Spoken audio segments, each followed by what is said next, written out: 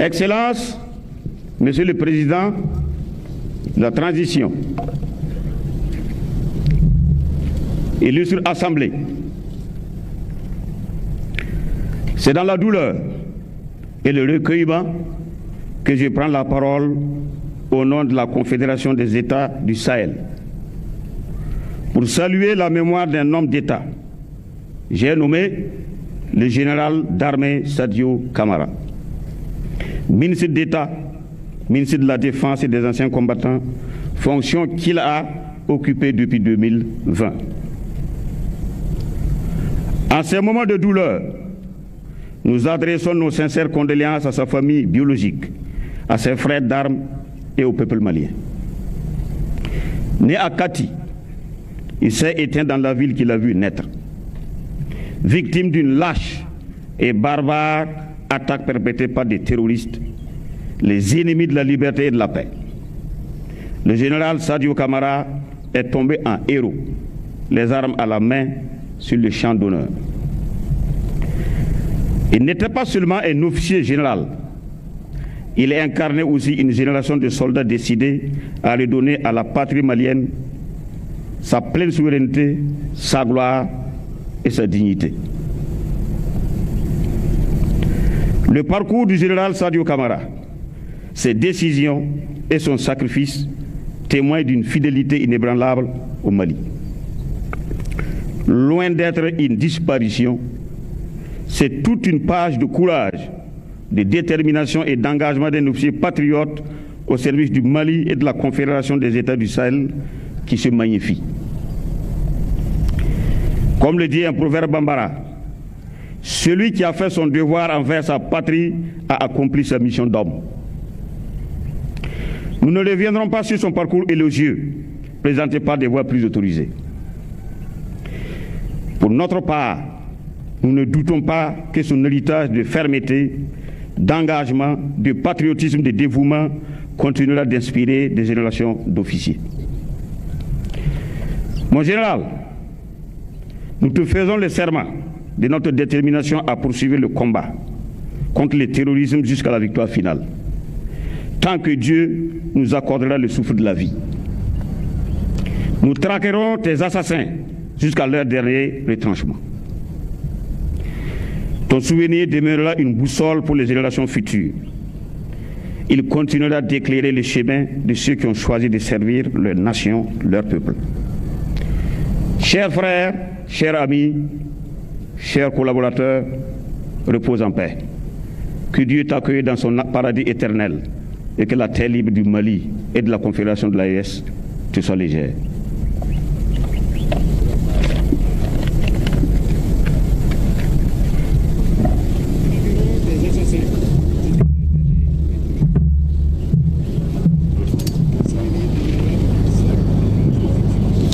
Général Célestin Sampaoré, ministre de la Défense et de la Guerre du Faso, qui a été très court, mais l'essentiel de son message, c'est qu'il a annoncé cette guerre, on ne lâchera pas, la mémoire de Sadio sera vengée et pour le répéter, nous traquerons des assassins jusqu'à leur dernier retranchement.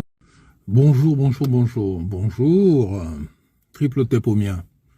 Je fais cette petite vidéo ce matin pour dire quelque chose de très important à des gens. Bon, ce sont des êtres humains, mais ils sont pas trop importants pour moi, mais ils sont pas du tout importants pour moi, mais c'est des êtres humains. Je voudrais dire aux gens du parti de M. Dramane Ouattara, le RDR, RHDP, ceux qui sont heureux de la misère que les imbéciles de mercenaires idiots qu'on appelle djihadistes font à nos frères de l'AES là. Je voudrais dire à ces gens qui sont heureux là que vraiment, je suis désolé pour vous, hein, mais ça vient vers vous. C'est pas une menace. Sincèrement, je suis qui pour menacer quelqu'un? Mais ce que je peux dire, c'est que c'est une promesse. Parce qu'on ne peut pas, de façon indéfinie et impunément, être responsable, direct ou indirect, de la mort d'innocents. du malheur d'autres personnes, bien du désordre dans le pays des autres. On peut pas, c'est pas possible. Aujourd'hui, on est arrivé là. Et surtout, à l'avantage de qui? À l'avantage de gens qui sont calés dans d'autres pays occidentaux et qui donnent des directives pour que cela soit fait ainsi. Vous savez, le monde change. Les gens aussi, les lois, les règles, tout change. Les pôles, pour ceux qui savent de quoi je parle, changent. Les choses s'inversent. Les empires se construisent, les empires s'écroulent et puis d'autres se reconstruisent. Nous sommes dans une période où il y a un empire qui est en train de s'écrouler et l'autre qui est en train de se lever, un autre qui est en train de se lever. Sincèrement, ceux qui sont intelligents, quand ils voient l'avenir, et surtout quand ils pensent à leurs enfants, quand ils pensent en tant qu'Africains, en tant qu'hommes noirs, que le continent africain est un continent qui est très très très riche en ressources et qui est un continent qui a beaucoup d'avenir pour le bonheur de ses populations, normalement, ceux qui réfléchissent comme ça font tout pour qu'il y ait la paix, la sérénité, la tranquillité, pas seulement pour eux, mais pour leurs voisins aussi. Mais quand il y a des imbéciles qui pensent d'abord à leur petit ventre, leur petite panse, à ce ventre c'est trop gentil, c'est humain, alors qui pensent à leur panse et qui sont de connivence avec des racistes suprémacistes, avec des gens qui méprisent l'homme noir, avec des gens qui n'ont jamais eu de respect pour l'homme noir, avec des gens qui s'intéressent que aux ressources naturelles du continent africain, des Noirs. Des gens qui ne pensent qu'à l'argent, qui ne pensent qu'à ce genre de choses-là.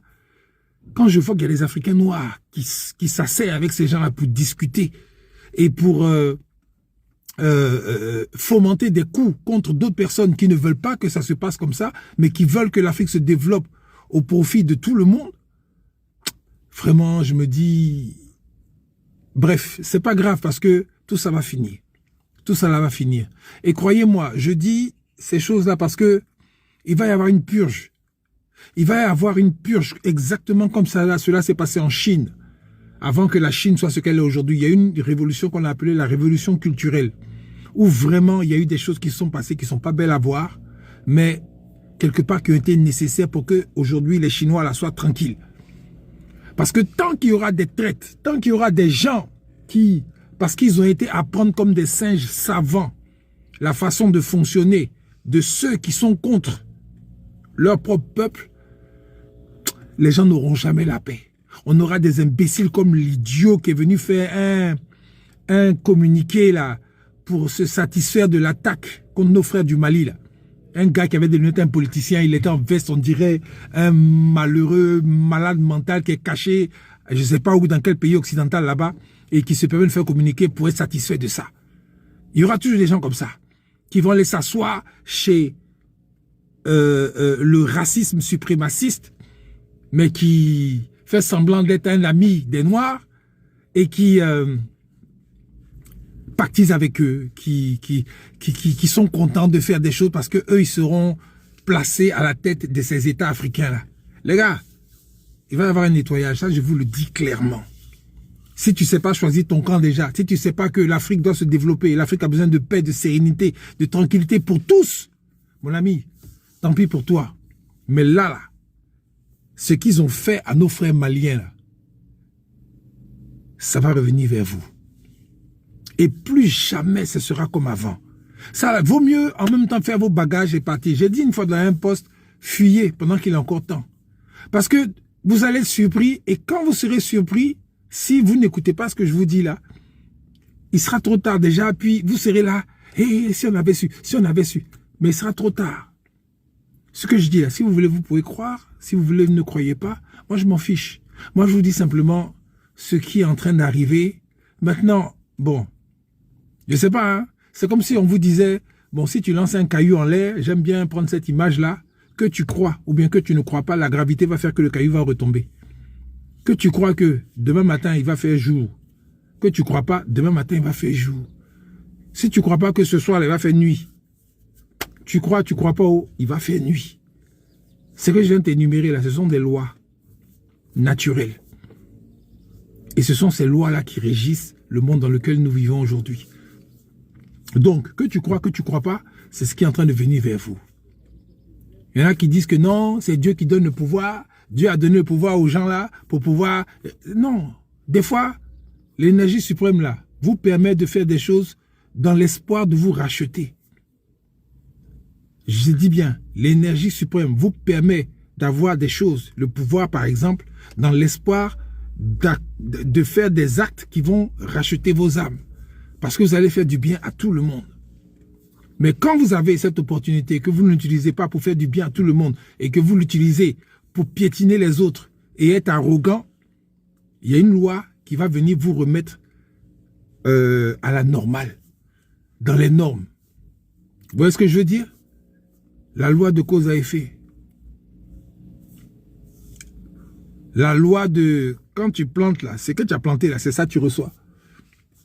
Vous voyez, non? La loi de la semence. Cette loi-là, le monde est régi de lois.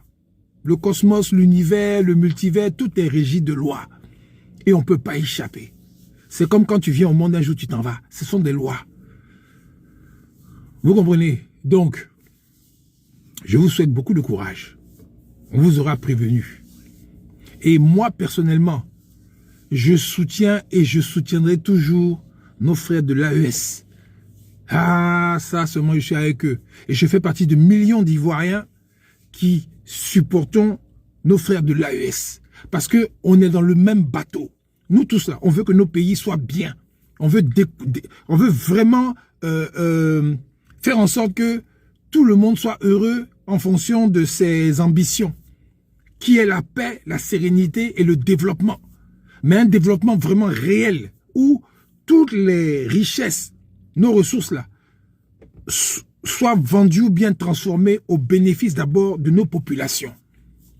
Et le Guassou là, c'est ça maintenant, on peut envoyer ailleurs. Sinon, d'abord là, c'est nous d'abord. Afin que nous aussi, on soit comme les gars des pays du Golfe arabique là. Ils sont heureux, tout va bien chez eux, puis les gens viennent travailler pour eux, puis ils sont tranquilles, ils sont peinards. C'est comme ça nous aussi, on veut faire. Parce que nous avons les moyens de le faire. La seule chose, c'est la matière grise. Parce qu'on a beaucoup d'abrutis, d'imbéciles qui ont été à l'école, qui sont docteurs, qui sont quoi, mais qui travaillent parfaitement bien pour les suprémacistes racistes. Parce qu'ils sont dans la matrice de ces gens-là. Ils ont été formés pour ça d'ailleurs. Mais il y a des Africains qui sont dignes, qui ont été à l'école de ces suprémacistes-là, mais qui réfléchissent à un moment donné et ils se disent que non. On a appris des choses, hein, mais nous-mêmes, on va les appliquer en fonction de nos réalités, en fonction de nos besoins d'abord en Afrique. C'est ce qui va se passer.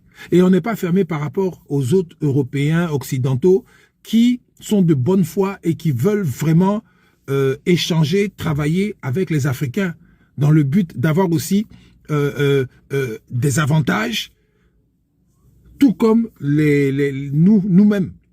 Mais seulement, quand... De la façon dont on vient chez eux, puis on travaille, et puis on a des avantages là, en respectant leurs lois là, c'est la même chose qui sera chez nous. Voilà.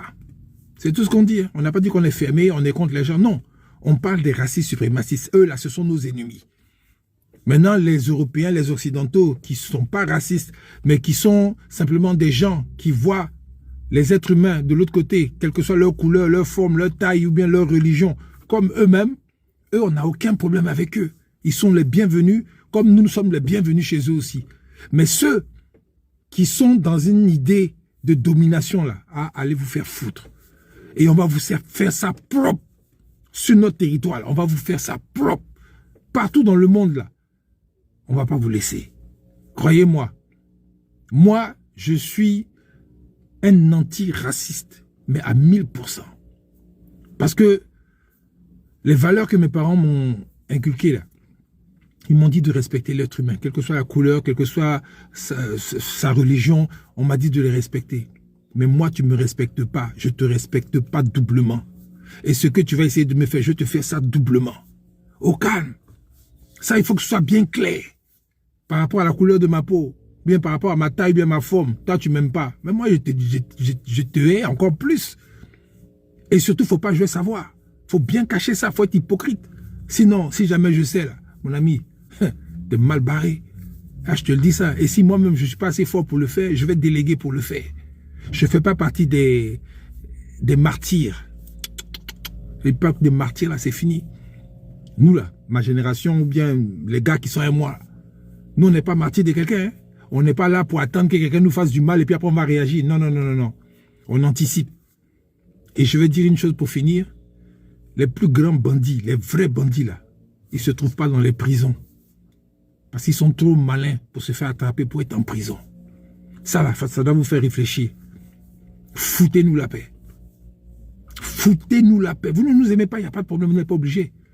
Mais restez chez vous et puis faites votre truc entre vous là-bas. Ou bien quand nous aussi on se promène dans vos pays là, c'est la même façon comme certains de vous